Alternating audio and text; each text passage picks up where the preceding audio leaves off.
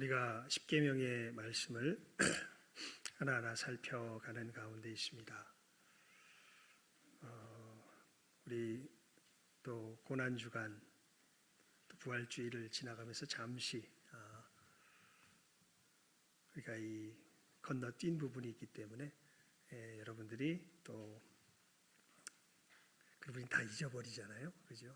그래서 우리 다시 한번 이 전체적인 것을 마음에 새기며 또 오늘 말씀의 의미를 또 하나님께 또 깨달아 알도록 은혜를 구하는 시간을 갖도록 하겠습니다.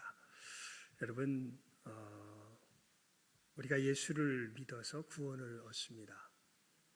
그것을 성경에서는 천국에 들어갔다 표현하기도 하고 또 영생을 얻었다 이렇게 이야기하기도 합니다.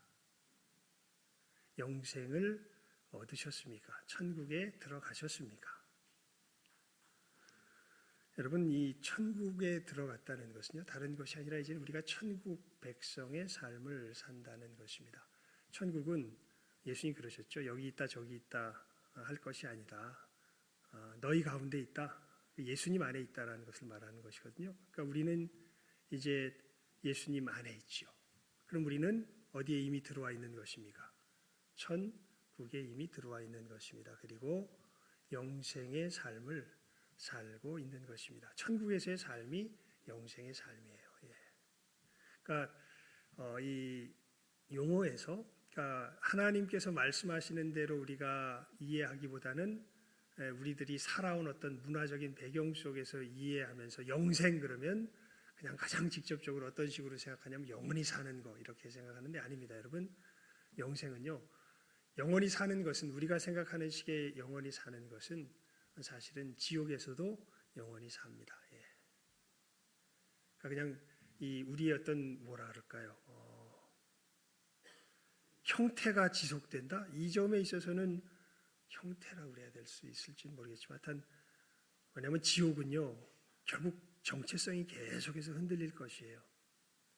내가 누군지 점점 더 모르게 될 것이 지옥입니다. 그런데 그렇게 내가 누군지 모르면서 내가 존재하고 있는 것 정말 끔찍한 곳이죠, 지옥은. 여러분, 하나님께서 이 아벨을 죽였던 가인을 쫓아냈던 땅이 성경에 뭐라고 표현되어 있냐면 노 땅이라 이렇게 되어 있습니다. 거기는 이름이요 유리하는 땅이에요. 그러니까 땅은 뭐 하려고 있는 곳입니까? 우리가 정착하려고 있는 곳인데, 근데 그가 거하는 땅 자체가 유리하는 곳이에요. 참, 그러니까 여러분, 그러면서 이 가인이 하나님의 표를 주면서 하나님을 의지해서 그 유리함 가운데서 자기의 죄악을 깨달아 알고 돌이키기를 하나님께서 바라시며 그를 인도하시지만 결국 가인은 하나님의 표를 의지하는 삶을 살아가지 않고 자기 성을 쌓아버립니다. 에녹성이라 그러죠. 그래서 결국 거기에서 죄악이 더욱더 창궐하게 되는 것을 보게 되는데, 그 속에서 이제 하나님께서 마련하신 하나님의 사람의 손으로 짓지 아니한 하나님의 성을 바라보는 하나님의 백성들과 자기 손으로 자기의 안전함을 지키려고 이 땅 가운데서의 삶을 추구하는 마귀의 사람들이 나누어지기 시작하죠. 구체적인 모습이 성경 속에서 보면 나누어지기 시작합니다. 그러니까 여러분, 참 그 우리들의 이 교만함 속에 우리가 죽어도 못 버리는 게 이게 뭐냐면 내 손으로 뭔가 만족한 걸 쥐어야 돼요. 내 손으로 이룬 것 속에서. 근데 진정한 참된 안식은 내 손으로 지어진 것에서 이루어지지 않습니다. 진정한 참된 만족은 누구의 손에서 이루어진 데서 임할까요? 하나님의 손에서 이루어진 데서 임합니다. 이 얘기를 들으면서 굉장히 마음이 불편하신 분들은 복이 있는 사람들입니다. 왜냐하면 내가 하나님과 그만큼 멀구나라는 걸 마음 깊게 느끼고 있기 때문에 그런 거예요, 사실은. 여러분, 그러면서 이제 너무 처음부터 길게 할 수는 없죠. 이 성경의 이 중요한 이야기들. 그러면서 하나님의 은혜로 예수님의 역사하심 가운데 예수님의 십자가의 역사 속에 새로워진 사람들이 성경이 이렇게 표현합니다. 저는 죄에 대하여 죽고 의에 대하여 살았다. 하나님께 대하여 살았다 이렇게 표현하죠. 그러니까 예수님께서 우리를 구원하셨다는 것은 이렇게 하나님의 이 주권의 손에 자기의 삶을 맡겨드릴 수 있는 존재로 다시 회복되었다는 것이 성경이 말하는 구원의 역사입니다. 세상에서 살아간다는 것은요. 그러니까 여기에 있으면서도 그러니까 늘 그 부분이 늘 하나님 앞에서 참 두렵기도 하고 그래서 늘 이 예배 시간에 여러분 저는 여기에 있는 분들이 다 구원받는다고 생각하진 못합니다. 예. 그러면은 복음을 전할 수가 없어요. 예. 그리고 예수님도 그러셨어요. 이 중에는 알곡도 있지만 모두 있다. 가라지도 있다. 누가 알곡이냐 누가 가라지냐 그건 모르죠. 예. 하나님과 자기 자신만 알 것입니다. 그리고 그것이 분별되도록 우리가 가라지에서 알곡으로 넘어오도록 사실은 말씀을 전하는 것이 저의 사명이기도 하고 우리가 또 먼저 믿은 사람들 하지만 이거는 이 두 존재는 알아요. 내가 알곡인지 가라지인지 하나님이 아시고 또 누가 알까요? 자기 자신이 압니다. 물론 희미하게 불투명하게 생각되는 사람도 있지만 분명한 믿음 가운데 거하는 사람들은 자기 자신이 알곡인 걸 알아요. 왜냐하면 사도 바울이 그렇게 이야기했거든요. 우리 고린도후서 13장 5절 한번 펴볼까요? 고린도후서 13장 5절입니다. 고린도후서 13장 5절. 예. 고린도후서 13장 5절. 시작하면 읽습니다. 고린도후서 13장 5절. 예. 고린도후서 13장 5절. 정말 중요한 말씀입니다. 시작하면 함께 읽읍시다. 고린도후서 13장 5절입니다. 시작.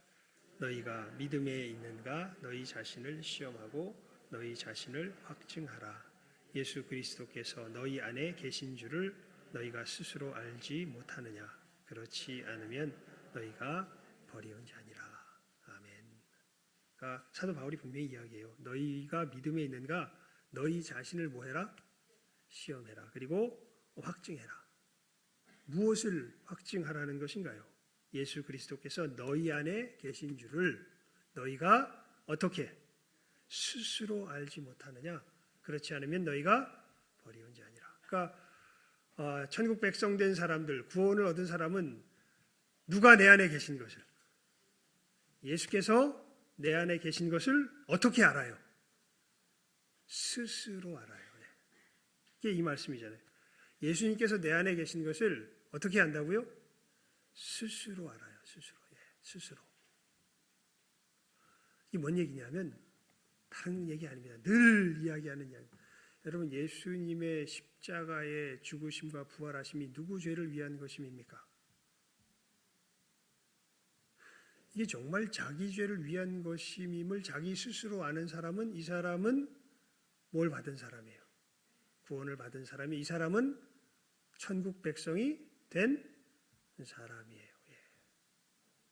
놀랍게도요. 천국 백성이 되는 것이 여러분 우리 천국 백성이 되는 것에 대해서 우리들이 본연적으로 가지고 있는 생각은요. 엄청 착해야 돼요. 근데 자기 마음속에서 기준으로 삼고 있는 착함의 경지에 스스로 이르렀다고 생각하는 사람이 아무도 없어요. 그래서 자기 스스로 내가 천국 백성이 됐다라고 자신할 수 있는 사람이 이 세상엔 아무도 없습니다. 그런데 놀랍게 그렇게 천국 백성이 된 사람들이 아니라 다르게 천국 백성 된 사람들이 나타난 거예요. 이게 예수님의 사람들인데 이 사람들은 어떻게 천국 백성이 됐냐면 예수님께서 십자가에서 죽으시고 부활하심으로 나를 죄에서 깨끗이 씻겨서 나를 천국 백성으로 만드셨다고 뭐하게 된 사람들. 믿게 됐고 그 일이 내 안에 이루어졌음을 스스로 어떻게 된 사람들, 알게 된 사람들. 이 사람들은 뭐가 된 거예요? 천국 백성이 된 거예요. 예. 이건 그냥 아멘입니다. 예. 아는 사람은 알고 모르는 사람은 몰라요. 예. 근데 이제 이 선에서 넘어오는 게 복음에 미련한 것이라고 성경이 이야기합니다. 이것을 계속 전해요. 전하면서 어떤 역사가 일어나기 시작하냐 하면 우리가 요건 잠시 우리가 오늘 이 구계명의 말씀의 의미를 구체적으로 살피기 전에 이 전체적인 이 구원의 역사, 생명의 역사를 우리가 다시 한번 살펴보도록 하죠. 여러분 이 일이 어떻게 일어나냐 하면 교회 사람들이 어떻게 됐든지 오는 일들이 생겨요. 오면서 무엇을 알게 되냐 하면 자기가 하나님 앞에 진노 가운데 죽어야 할 죄인이라는 걸 알게 됩니다. 그거는 정말 하나님 앞에 자기의 모습을 살펴볼 줄 알게 되는 거예요. 사람들을 보지 않아요. 정말 이 하나님의 구원의 역사가 일어나는 사람들은요, 하나님 앞에서 자기 자신의 모습을 깨달아 알게 됩니다. 아, 나는 죽을 수밖에 없는 죄인이구나. 하나님의 진노 가운데 멸망할 수밖에 없는 완악한 존재구나.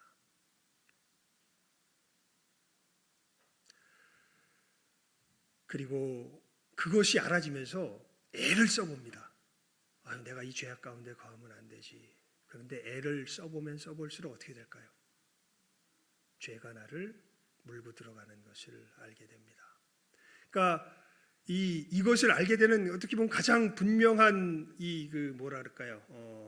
그 표시가 이 십계명 속에서 나타나요. 뭐가 죄인지에 대해서 이게 하나님 나라의 법이거든요. 하나님 나라의 백성들은 뭘 지키면서 살아가는 사람들이, 이것을 지키면서 살아가는 사람들이. 그러니까 내가 정말 가능하지 않는가? 내가 정말 도적질하지 않는가? 내가 정말 부모를 공경하는가? 살인하지 않는가? 뭐 이 의미에 대해서는 조금 이따 다시 한번 정리하지만, 일단 그냥 다르게 뭘 새기기 전, 뭘 더 깊이 살펴보기 전에 이 말씀 자체가 우리의 가슴을 때리기 시작할 때에 우리가 그렇지 못하다라는 것을 우리의 심령 속에서 알게 됩니다. 특히 거짓말 같은 것은 정말 오늘 말씀에 나와 있는, 우리 오늘 본문에 있는 부분들은, 여러분, 내 이웃에 대하여 거짓 증거하지 말지니라, 이 말씀을 우리가 제대로 지키지 못한다는 것을 우리 마음 속에서 진실하게 고백할 수밖에 없지요. 애를 쓰면 애를 쓸수록 그 죄악의 늪에 더 깊이 들어가는 우리들의 모습을 보게 됩니다. 그리고 내가 저지르는 죄악에 가장 궁극적인 피해를 당하는, 가장 치명적인 피해를 당하시는 분이 바로 이 말씀을 주신 하나님이시라는 것을 알게 되고, 그 하나님의 진노 가운데 나는 멸망할 수밖에 없다는 걸 알게 되죠. 그런데 그 하나님이 우리에게 누구를 보내주십니까? 예수님을 보내주시고, 놀랍게도 우리가 처벌받아야 할 그 죄값을 예수님께서 다 치러주시고, 그리고 우리의 이 심령 자체를 주님께서 새롭게 변화시키시는 역사를 하셨음을 십자가 위에서 이루셨다고 예수님께서 하시는 그 약속이 우리 마음 가운데 들려지게 하세요. 예수님의 약속이에요. 그래서 여러분, 성찬식 할 때 이 잔은 내 피로 세우는 새 뭐니? 언약이니, 이렇게 하죠. 새 언약. 무슨 언약입니까? 예전에는 이 새 언약이 무슨 의미에서 새 언약이냐면, 예전에는 하나님의 율법이 돌판에 새겨져 있었는데, 이 예레미야서에 나오는 말씀입니다. 이제 이 새 언약이 이루어질 때는 이 하나님의 율법이 어디에 새겨지게 하시리라? 너희 마음에 새겨지. 어떻게 해요? 예수님께서 십자가에서 죽으시고 부활하시면서 그 역사를 내가 이루었다고. 그래서 예수님께서 십자가에서 죽으실 때 하셨던 말 중에 제일 마지막 말의 두 번째 마지막 말, 제일 마지막 말은 아버지여 나의 영혼을 아버지의 손에 부탁하나이다. 이게 예수님께서 제일 마지막에 하셨던 말씀이에요. 그 전에 뭘 말씀하셨을까요? 다 이루었다. 예수님께서 약속하신 것을 다, 새 언약의 성취를 다 뭐했다? 이루었다. 그리고 놀랍게 이렇게 자기의 죄와 비참함을 아는 사람들의 심령 속에 누구의 약속이 들려지기 시작할까요? 교회 속에서 예수님의 약속이 들려지기 시작합니다. 그리고 놀랍게도 그 예수님께 자기의 마음을 내어놓고 예수님을 영접하여 예수님을 뭐 하게 될까요? 그 사람이 믿게 됩니다. 그리고 그 사람들은 자기 안에 누가 계신 것을 알게 돼요. 예수께서 계신 것을 알게 돼요. 예수께서 뭐라고 약속하셨는데, 너를 죄에 대하여 죽게 하고 하나님께 대하여, 의에 대하여 어떻게 하게 하겠다? 살게 하겠다. 그리고 내가 십자가 위에서 다 뭐했다? 이루었다. 그래서 내가 천국 백성이 되게 예수님께서 다 어떻게 하셨대요? 이루셨대요. 놀랍게 예수의 사람들은 그것을 믿음으로 자기가 어떻게 됐음을 알게 돼요. 천국 백성이 되었음을 알게 돼요. 자기가 뭘 열심히 해서 된 게 아니에요. 누가 이루셔서? 예수께서 이루셔서 된 것을 알게 돼요. 그래서 예수님께서 주신 생명을 그 믿음 속에서 살게 돼요. 여러분, 그 생명의 본질이 뭘까요? 그게 놀랍게도 우리를 죄인됨을 깨달아 알게 했던 이 십계명이에요.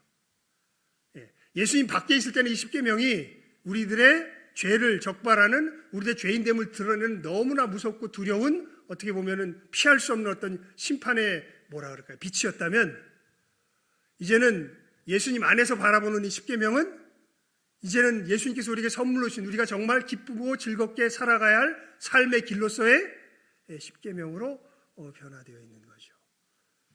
그러니까 여러분, 예수 안에서 주신 생명이 뭐예요? 결국은 이 십계명이에요. 그러니까 예수 믿는 사람들은요, 물론 우리가 이 땅에서 완전한 모습으로 살아내지 못하면 진실한 모습으로 살아내요. 이게 정확한 표현일 거예요.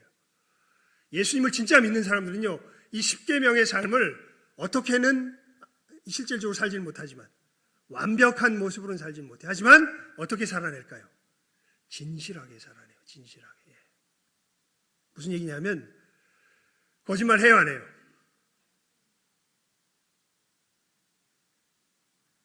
살인해요, 안 해요? 살인하는 게 뭐라 그럽니까? 예수님께서 미워하는 게 살인하는 거라 그러죠. 여러분, 미워합니까, 안 합니까? 미워하지요. 예. 간음해요, 안 해요?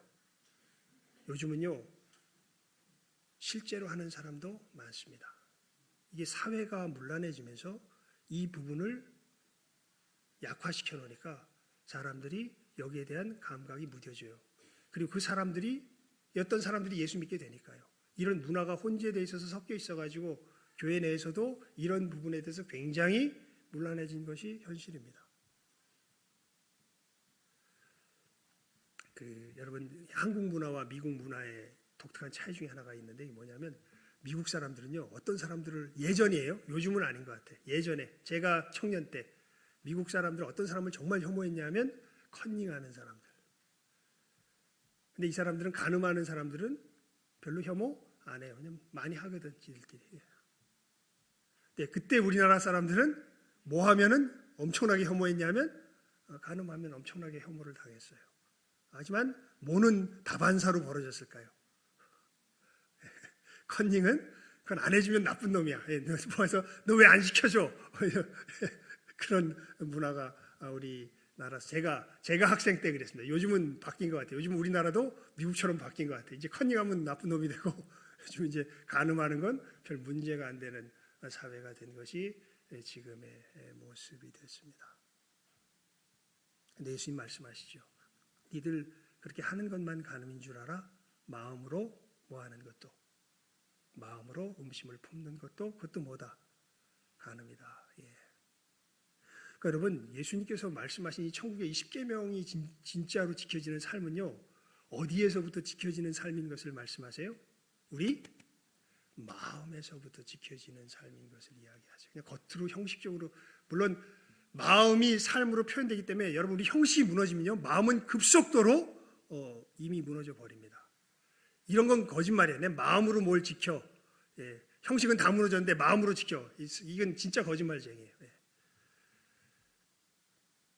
그래서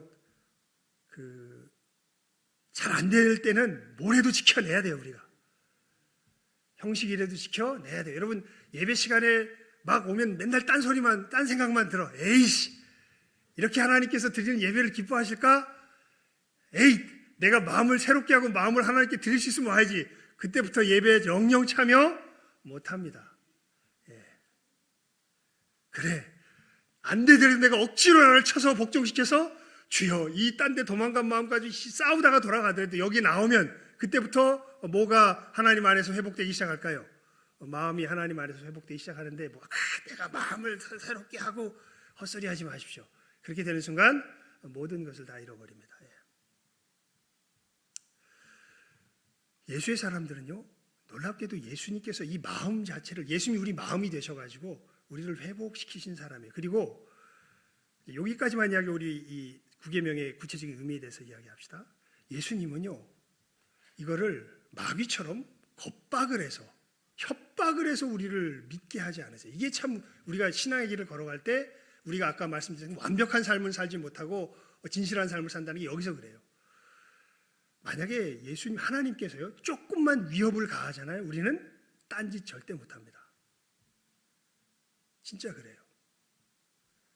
여러분, 그냥 쉽게 생각해 보면 온 몸에 문신을 새긴 엄청나게 덩치 좋은 인간이 딱 와가지고 눈에 힘 빡 주고서 여러분들 협박하면 여러분 어떻게 해야 되겠어요? 그대로 따라가죠. 예. 근데 하나님은 그런 정도가 아니세요. 예. 정말 하나님의 위엄을 우리들 가운데 바라시면요, 우리는 어떻게 할 수가 없어요. 그렇게 되는 순간 성경에 아주 전형적인 표현이 있죠. 그 하나님의 위엄 앞에 서는 순간 그 존재들은 어떻게 됩니까? 다 널브러져 버립니다. 어떻게 옴짝달싹 할 수가 없어요. 하나님의 광채를 하나님께서 숨기시지 않고 비춰버리시는 순간 그냥 그 앞에 죽은 듯이, 요한계시록도 그렇게 시작되죠. 모든 사람들이 하나님의 그 광채 앞에서, 심지어 그룹 천사, 하나님을 보좌하는 그룹 천사도 하나님 영광의 보좌 앞에 설 때는 날개가 6개인데 두 날개로는 어디를 가리고, 위에 두 날개로는 얼굴을 가리고, 두 날개로 어디를 가리고, 자기 발을 가리고, 두 날개로 날면서 하나님을 섬긴다고 되어 있습니다. 하나님의 영광의 광채가 비춰지면 우리는 옴짝달싹 못합니다. 그런데 하나님께서 그렇게 우리를 인도하시는 것이 아니라 세미한 음성으로, 그러니까 우리를 굉장히 인격적으로 대하세요. 주님께서 위험한 지경에 처할 때는 정말 강력한 힘으로 구원해내시는데, 우리가 이 계명의 삶, 영생의 삶을 살아갈 때는요, 하나님께서는 우리 의지로 이것들을 하나하나, 우리가 정말 즐거워서, 마치 여러분 자기 자식이 예쁘면 이 아이 언제까지 이빨 닦아줄 거예요? 언제까지 밥도 먹여줄 거예요? 우리가 이쁘면 이 아이가 어떻게 되길 바랍니까? 자기 손으로 밥을 먹고, 자기 손으로 이를 닦고, 자기가 스스로 분별을 해내고, 자기가 자기의 재능을 찾아서 자기의 역할을 감당해내고, 이것을 바라고 이것을 배워가는데 실패하고 쓰러지고 넘어지는 것 오히려 어떻게 해요? 부모로서 곁에서 봐주고, 오히려 울타리를 쳐주지만 스스로의 힘으로 이겨낼 수 있도록 도와주는 게 이게 진짜 부모지. 예. 하나님이 우리를 대하실 때 어떻게 대하세요? 이렇게 부모처럼 대하세요. 우리의 영생의 삶을 살게 하실 때 어떻게 우리를 인도하세요? 이렇게 우리를 부모처럼 인도하세요. 그래서 우리는 이 땅에서 살 때 어떻게 살게 되진 않아요. 완벽하게 살게 되진 않아요. 하지만 어떻게 살게 돼요? 진실하게 살게 돼요. 그리고 이제 그런 점에서 여러분, 이건 아셔야 돼요. 성도들 가운데 다 같은 수준의 성도가 아닙니다. 믿음의 사람들이 다 같은 수준의 믿음의 사람이 아니에요. 예수님이 놀라운 말씀을 하세요. 너희들 중에 나중된 자가 어떻게 되고, 먼저 되고, 먼저 된 자가 어떻게 될 거다? 나중될 거다. 이거는 한마디로 말하면 믿음의 수준을 말하는 거예요. 이 수준이 어떤 수준일까요? 놀랍게도 이 계명의 말씀을 진실하게 살아내는 영역이 훨씬 깊고 넓은 사람들이 있어요. 이 사람들은 수준이 어떤 사람들이에요? 높은 사람들이에요. 마귀가 잘 못 덤빕니다. 오히려 이런 사람들은 마귀가 덤비면요, 결국 순교시킬 수밖에 없어요. 그런데 수준이 낮은 사람들이 있어요. 이런 사람들은 이제 마귀가 덤벼서 이 곤란하게도 하고 방황하게도 하고 하죠. 여러분, 하지만 하나님의 사람이라면 하나님이 지키세요. 그런데 아까 이야기했죠. 마귀는 협박하는데 하나님은 어떻게 대하신다고요? 인격적으로 대하신다고. 그래서 우리가 많이 헤매요. 이게 지금 제가 설명드린 것이 소위 말하는 우리 그리스도인들이 직면하고 있는 영적인 전쟁의 실상입니다. 그래서 일단 우린 배워야 돼요. 하나님의 말씀이 의미하는 이 영생의 삶이 무엇인지를 제대로 하나하나 배워서 깨달아 알아나가며 이것을 이제 삶 가운데 실천하려고 애를 쓸 때에, 그때 오히려 애를 쓰는 사람이 이게 은혜 가운데 되어지는 걸 알아요. 예. 여러분, 그런 의미에서 우리가 이 계명을 바르게 깨달아 아는 것이 너무도 중요합니다. 여러분이 오늘 이 9번째 계명 외워볼까요? 시작. 내 이웃에 대하여 거짓 증거하지 말지니라. 아멘. 예. 자, 이것을요, 하이델베르그 요리문답은 이렇게 교훈합니다. 제9계명에서 하나님께서 무엇을 요구하십니까? 그러면서 굉장히 자세하게 이렇게 풀어서 설명해요. 내가 어느 누구에 대해서도 거짓 증언하지 않으며 어느 누구의 말도 왜곡시키지 않으며 험담이나 중상하지 않으며 말을 들어보지도 않고 경솔하게 판단하거나 정죄하는 데 참여하지 않으며 오히려 모든 거짓말과 속임수를 마귀의 일로 알아 피함으로써 하나님의 무거운 진노가 내게 임하는 일이 없도록 하며 또한 법적인 송사에서와 다른 모든 일들에서도 진실을 사랑하고 정직하게 진술하고 고백하며 또한 할 수 있는 만큼 이웃의 명예와 평판을 보호하고 증진시켜 주는 것입니다. 굉장히 자세하게 설명이 났습니다. 이것은 여러분들이 하나하나 곱씹어서 생각해 보아야 할 부분입니다.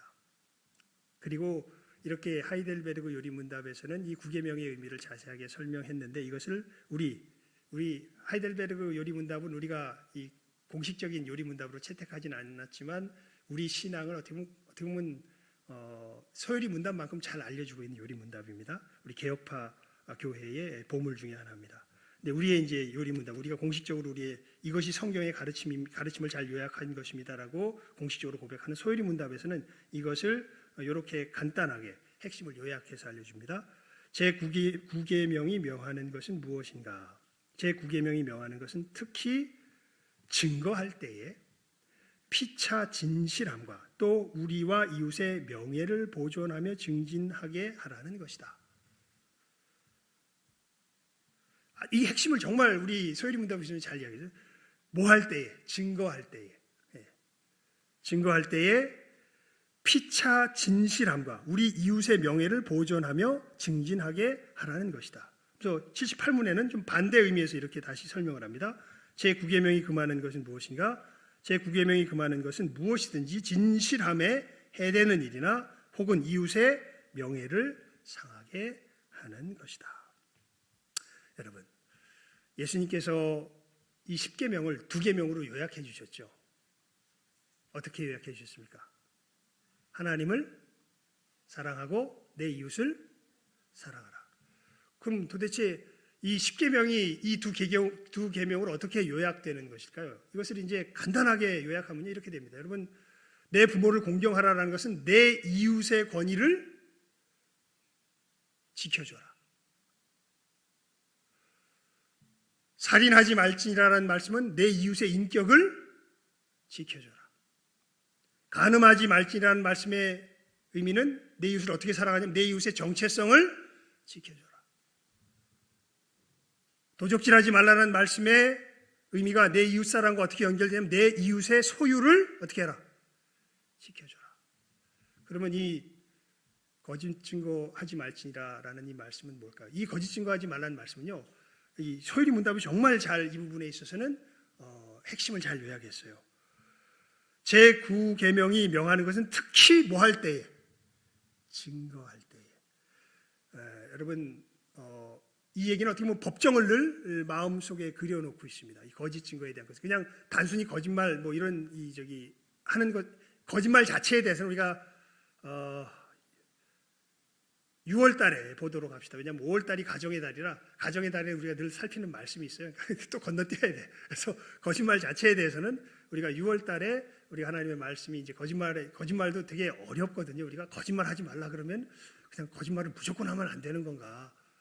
성경에 보면 누가 거짓말하고 칭찬받은 것 같기도 하던데, 아무튼 이 거짓말 자체에 대해서 우리가 말씀 속에 살펴봐야 될 부분이 있기 때문에 오늘 우리가 이웃을 사랑하는 계명의 의미로서의 내 이웃에 대하여 거짓 증거하지 말지라는 말씀의 의미를 알려면 어느 상황 속에서요? 증거하는 상황 속에서. 그러니까 내 이웃에 대해서 내가 증거하는, 비록 법정에 있지 않지만 증거하는 상황 속에서 사실은 우리가 내 이웃의 무엇을 지켜줘야 된다? 진실과 명예를, 그중에 특별히 명예를 지켜줘야 한다는 것이 이 계명의 의미입니다. 이거 굉장히 중요해요. 여러분, 우리 교회에서 왜 싸움 납니까? 누가 서로가 서로에 대해서 이야기할 때 우리는 그 순간 어떤 자리에 보통 서게 돼요. 자기도 모르게. 그 사람을 우리의 이야기에 뭐에 올려놓게 됩니까? 법정 위에 올려놓게 되죠. 언제 법정 위에 올려졌냐면요, 여러분 이야기하고 나서 여러분 주변에 파가 생기기 시작하면 법정 위에 올려놓은 거예요. 뭐 얘기를 딱 하고 났더니 파가 딱 생겨. 그러면 여러분도 모르게 법정 위에 올려놓은 거예요. 그럼 그때 내 이웃에 대해서 뭐 하지 말라고요? 거짓 증거하지 말라고. 거짓 증거하지 말라고. 내 이웃의 진실과 명예를 파괴하지 말라고. 여러분, 이러한 일들이 예를 들면요, 예수님께서 그 십자가에 달리실 때 예수님을 죽이려고 할 때 뭘 세웁니까? 유대인들이 증인을 세우죠. 증인이 서서 예수님에 대해서 뭐를 증거합니까? 죄를 증거하죠. 그래서 뭐라고 증거합니까? 저가 자기가 성전을 헐고 사흘 만에 짓겠다고 이야기했다. 여러분, 예수님께서 자기가 성전을 헐겠다 그러셨나요? 너희가 성전을 어떻게 해라? 헐어라. 그러면 내가 며칠 만에 일으키리라. 사흘 만에 일으키리라. 그러니까 예수님께서 하신 말도 정확하게 옮기지 않아요. 자기 생각 속에서 자기 멋대로 왜곡시켜서 옮깁니다. 이렇게 되는 게 내 이웃에 대해 법정에서. 그래서 예수님을 뭘로 몰아가요? 죽음으로 몰아가죠.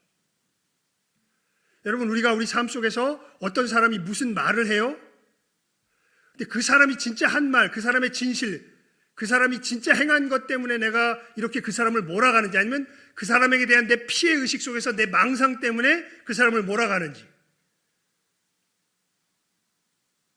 이런 것들은 제가 우리 삶 속에서 겪어보면요, 놀랍게 저도 그럴 때가 있고요, 저도 무슨 증거를 할 때가 있어요? 거짓 증거를 할 때가 있고, 그리고 나도 이 거짓 증거에 뭐가 될 때가 있어요? 희생이 될 때가 있어요. 여러분, 이거 제대로 하려면요, 두 가지가 출중해야 돼요. 뭐냐면, 지혜가 있어야 돼요. 실제로 저 사람이 뭘 했는지, 그러니까 우리가 정말 말을 함부로 하는 것이 얼마나 두려운 일인지 모르는. 그래서 교만한 사람이 이 일을 하기가 참 쉬워요. 자기 속에서, 자기 스스로 똑똑하다고 생각하는 사람들이, 자기 속에서 뭔가를 확증하는 사람들이 이 일을 하기가 쉬워요. 하고 나서 보면 사실은 그 일이 아니야. 그렇게 되면 그 일로 말미암아 저 사람은 어마어마한 피해를 입게 되는데, 나는 그것을 그냥 내 확증 속에서 확 저질러 버립니다. 여러분,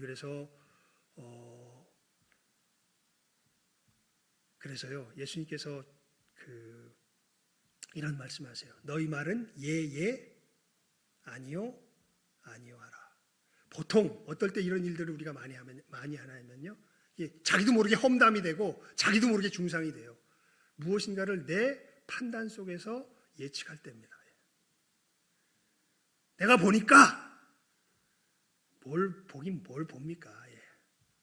내가 보니까. 정말 보지 않고 있는 것 속에서 최대한 분별해서 이 자료를 다 모아서 분별하려고 해도 이게 맞을까? 어저께 제 동생이, 어저께인가요? 그저께가 제 동생이 그런 얘기를 하더라고요. 우크라이나 그 대통령이 이 네오나치에 물들어 가지고 사실은 막 자기 국민들 막 죽이면서 러시아인들이 했다고 이렇게 뒤집어 씌우는 그런 이야기를, 그런 사람이라더라고 BBC 뉴스에서 이야기했대더라. 그렇게 저에게 이야기를 해줍니다. 그래서 BBC 뉴스가 이야기했는데 이거 믿을 만한 얘기 아니겠느냐? 그래가지고, 야, 그래? 어떻게 된 걸까? 하고 거기에 대해서 한번 쭉 찾아봤습니다. 그때 그런 설이 원래부터 있었더라고요. 보니까 특히 이제 푸틴이 자기들이 전쟁하는 전쟁 명분을 그런 식으로 대서 자기는 네오나치에 빠진 이 사람들 구원하기 위해서 뭐 한다, 뭐 이런 식의 이야기가 있더라고요.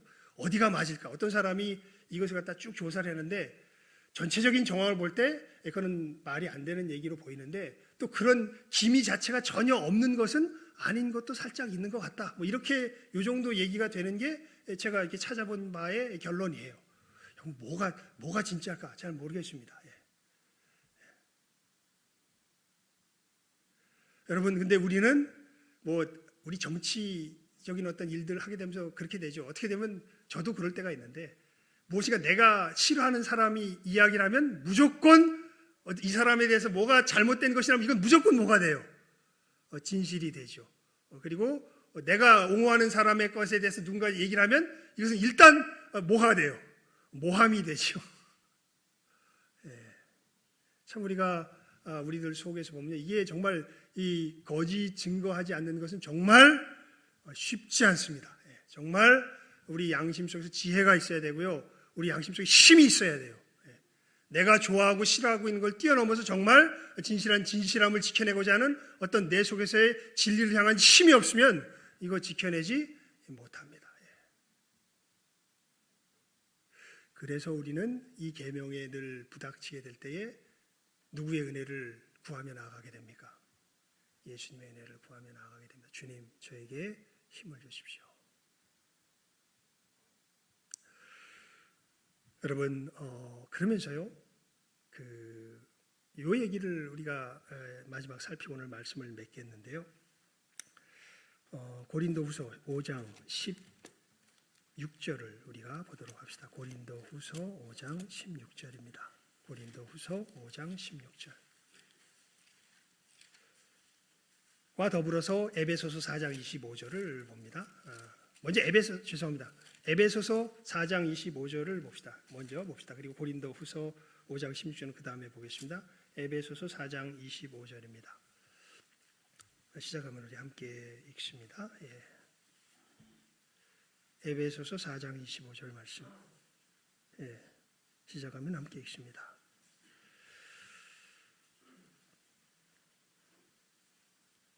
시 4장 25절입니다. 시작. 그런즉 거짓을 버리고 각각 그 이웃으로 더불어 참된 것을 말하라. 이는 우리가 서로 지체가 됨이니라. 아멘. 사도 바울이 우리가 구원받은 사람이라면 이제는 뭘 버리고 거짓을 버려라. 그리고 내 이웃으로 더불어 뭘 말해라? 여러분 참된 것 말하면 싸우지요. 나는 사실을 말하는데 이러면서 참된 것 말하면 맨날 싸우잖아. 근데 여기서 말하는 사실은 참된 게 아닙니다, 여러분. 사실은 다 뭐가 섞여 들어가 있냐면 거기에 이 자기의 어떤 가치가 사실은 자기의 판단이 거기에 다 섞여 들어가 있어요, 사실은. 사도 바울이 이렇게 권면을 해요. 거짓을 버리고 각각 그 이웃으로 더불어 참된 것을 말하라. 이는 우리가 서로 지체가 됨이니라. 무슨 얘기냐면요. 그래서 이제 우리가 고린도후서 5장 16절을 봐야 됩니다. 우리 고린도후서 5장 16절로 이제 넘어가 봅시다. 고린도후서 5장 16절입니다. 이 거짓말 안 하려면 예수님의 은혜가 있어야 돼요. 그래서 고린도후서 5장 16절.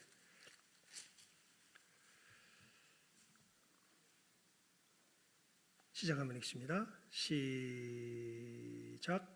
그러므로 우리가 이제부터는 아무 사람도 육체대로 알지 아니하노라. 비록 우리가 그리스도도 육체대로 알았으나 이제부터는 이같이 알지 아니하노라.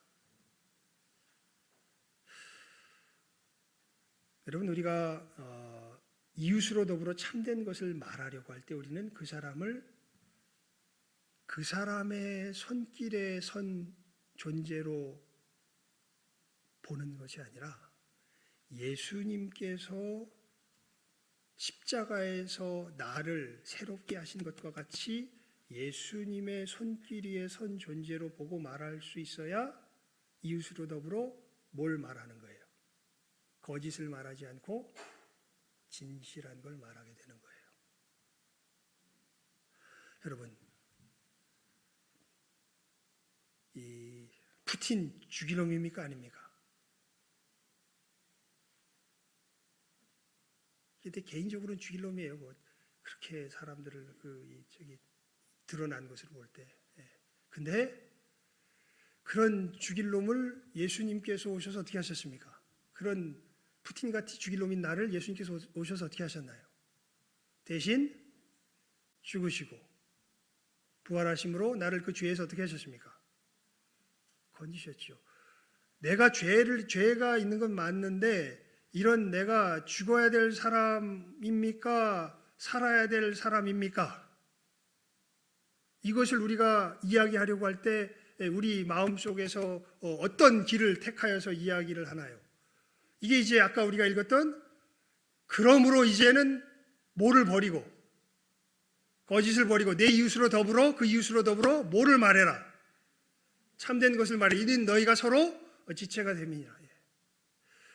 그래서 사도 바울이 이야기죠. 이제 우리가 예전에는 사람을 모대로 판단했으나 육체대로 판단해서 이제는 아무도 모대로 판단하지 않는다. 육체대로 판단하지 않는다. 예. 여러분 이거는 은혜가 없으면 못합니다. 박효진 장로님 얘기를 하고 말씀을 맺겠는데요. 이분이 제가 많이 예를 들었죠. 청송감호소에서 별명이 예전에 청송감호소 아시죠? 제5공화국 때 저기 전과 3범 이상 되는 사람들 갱생시킨다고 거기다 형량을 더 때려가지고 얘네들 특별히 뭐라 그럴까요? 갱생시킨다고 그냥 몇 년을 더 때려가지고 거기 어마어마한 죄인들만 모아놓는데 거기에 이제 그 관리하는 사람이 돼가지고 들어가서 이 사람이 젊은 혈기에 정의감이 대단했던 것 같아요. 이놈들 가정 파괴해놓고 남의 사람 찔러 죽여놓고 이래놓고선 뭐 지들 권리 찾겠다고 이 꼴을 못 봐서 이 박효진 장로님이 이 폭력을 휘두르면서 아마 이 저기 청송감호소의 규율을 잡아가기 시작했나 봐요. 그래서 별명이 싸늘한 태양이었다 그럽니다. 아마도 공식적으로 이야기는 안 하는데 제 생각에는 그렇게 하다가 누구 하나 몇 명 죽었을지 몰라요. 예. 그만큼 치열했다 그래요. 막 그 죄수들 자기들의 그 조그마한 자유라도 찾으려고 배로 칼로 배를 가르고 막 별하별 자기 암살 시도가 몇 번이나 있었다 그러고요. 그 청송감호소 내에서 그 얘기를 하더라고요. 그때는 가짜 집사일 때였는데 그때 그렇게 참 이 경찰의 공권력, 국가의 공권력과 그 이 힘이 있으니까요. 그걸 갖고 그냥 폭력으로 딱 이제 하면서 서서히 그 청송감호소의 이 질서가 잡혀가기 시작하더랍니다. 그때는요 가면은 자기 눈 자기가 봐도 살벌했대. 누굴 잡아 죽이나. 예. 이 더러운 놈들, 이 나쁜 놈들, 이 사회를 파괴하고 가정을 파괴한 이 나쁜 놈들, 이놈들이 뭐 그런 주제에 뭘 하겠다고? 니들은 일단 거기서부터 그거에 대해서 그냥 잡아 죽이겠다고 그렇게 독을 피우면서 그렇게 했기 때문에 근데요 놀랍게도요 그렇게 하는 가운데 이 박효진 장로님 마음에 정서가 부서지기 시작합니다. 무슨 얘기냐면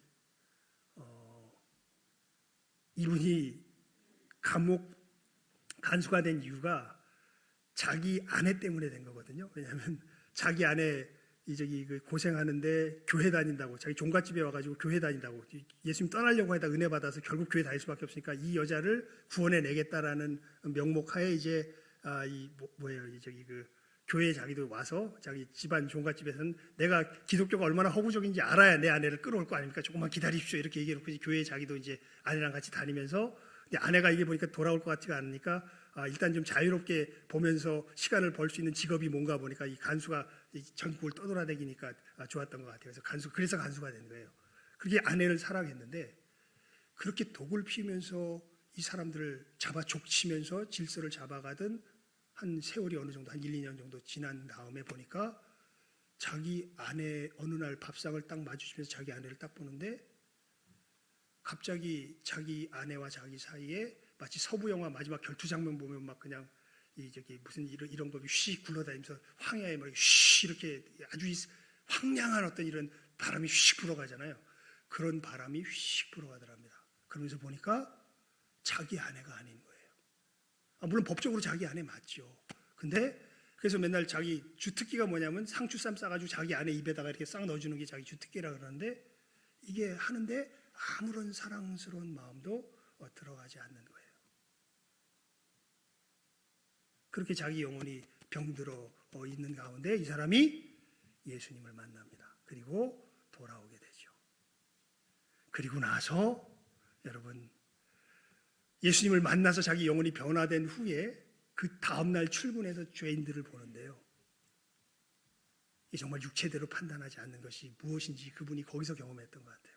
예전에는 이거 다 뭐 할 놈들입니까? 다 죽일 놈들 아닙니까? 그런데 탁 보는 순간 울컥하더랍니다. 자기 구두 닦으러 오는 점용이라고 하는 전과 4범인지 5범인지 얘가 등치가 이만한 놈이 이제 자기 구두 닦으라고 이렇게 하는데 계급이 있었는데 뭐님 하면서 이렇게 와서 이렇게 쭈뼛쭈뼛하고 있는 모습을 옛날에 가보면서 자식들 니들이 내 위력 앞에 이러고 있지 하면서 되게 자부심을 느꼈는데 그 모습을 딱 보는 순간 속에서 뭔가 울컥하더랍니다. 이거 이상하다 해가지고 자기 방으로 갔답니다. 가는데 그렇게 울음이 나오더래요. 그리고 그렇게 우는 가운데 누가 생각하냐면 자기가 그렇게 못 살게 구는 한 사람이 있었다며. 치훈이라는 이름이었던 것 같은데 왜? 치훈이었나? 그 사람의 삶도 이 사람을 불러다가 그 사람 앞에서 용서를 구합니다. 간수가 죄수 앞에서 자기가 잘못했다고 용서를 구하죠. 여러분, 천하에 죽여야 될 놈들이 예수님의 은혜 가운데 이제는 육체대로 바라보지 아니하니까 이 사람이 죄를 안 지은 건 아니죠. 어떤 사람으로 변해요? 불쌍한 사람으로 변해요. 그러니까 우리가 우리 이웃에 대하여서 여러분 우리는 수없이 많은 부분에 있어서 사실은 법정위에 세워놓고 거짓 증거합니다. 근데 예수 그리스도 안에서 보면 죄가 있는 건 맞아야 하지만 이 사람은 뭐 할 사람들이 아닌 거예요. 죽을 사람들이 아닌 거예요. 오히려 뭐가 필요한 사람들인 거예요. 주님의 이 구원의 역사 속에서는 보면 구원의 손길이 필요한 사람들인 거예요. 오히려 이 거짓 증거하지 말라는 얘기는 예수 그리스도의 은혜의 역사 속에 들어오면 죄인들을 모하는, 사랑하는, 죄인들을 구원할, 그 증거를 할, 그 증거로 변모되는 것이 이 구계명의 의미가 됩니다. 여러분, 내 이웃, 저 죄인을 향한 궁극적인 진실, 저의 명예는 무엇일까요? 저런 놈은 죽여야 돼! 에라가 궁극적인 명예요, 진실일까요? 아니면 저 사람에게도 무슨 길이 있다? 살 길이 있다. 하나님께서 오히려 저런 사람을 뭐 하신다? 사랑하신다. 이게 진실일까요? 주님의 은혜의 역사가 우리의 증거를 다 바꿔냅니다. 정말 주님의 은혜를 받기를 바라고요. 이 의미, 내 이웃에 대해서 거짓 증거하지 말지나 이것은 단순히 그냥 뭐 사실을 우리가 사실 말하면서 더 싸웁니다. 제가 볼 때 교회에서요 제일 싸울 때가 서로 뭐 말할 때 싸우냐면 사실 말할 때 싸워요. 진실을 말할 줄 알아야 됩니다. 예수 그리스도 안에서. 그러니까 이건 어떻게 여기서 설교를 맺겠지만 정말 신령한 지혜가 필요해요. 분별 못하지 않아요. 하지만 주님의 이 증거는 살리는 증거입니다. 하지만 이게 우리가 마귀의 역사 속에 휘몰리게 되면요, 이 구계명을 가지고 사람을 뭐 하는 데 쓰게 될까요? 다 죽이는 데 쓰게 될 때가 많은 것을 잘 기억하시면서 여러분, 내 이웃에 대하여 거짓 증거하지 맙시다. 주님께서 뭐 하시기 위해서 오셨습니까? 이 죄인들을 구원하시기 위해서 오셨습니다. 이 분명한 증거를 내 이웃들을 향하여서 확실하게 할 줄 아는 우리 귀한 모든 복된 영혼들 다 될 수 있기를 주님의 이름으로 축원을 드립니다. 기도하겠습니다. 하나님 아버지, 저희들 오늘 구계명의 내용을 살폈습니다. 단순히 거짓말하지 말라는 정도가 아니라 정말 내 이웃의 진실과 명예를 지켜줄 것을 명하는 것임을 예수님의 그 역사 속에서 그 심층의 의미를 살폈습니다. 하나님, 우리들 정말 이 주님의 진리를 어느 틈엔가 저버리고 우리들 속에서 의를 가장하여서 참으로 내 주변의 사람들을 죽이며 나아갈 때가 얼마나 많은 줄 알지 못합니다. 하나님, 주님의 은혜를 더욱 풍성히 받게 하여 주시옵시고 우리가 죄는 분별하되 하나님이여 참으로 내 이웃들을 살리는 이 놀라운 증거를 참으로 우리의 삶 속에서 증언하며 나아갈 줄 아는 이 구계명의 의미를 정말 주님 안에서 지켜나갈 줄 아는 이 시간 함께하는 우리 모든 귀한 영혼들 다 되게 하여 주시기를 간절히 바라옵고 소원하옵고 축복하오며 모든 것 예수님의 이름으로 기도드리옵나이다. 아멘.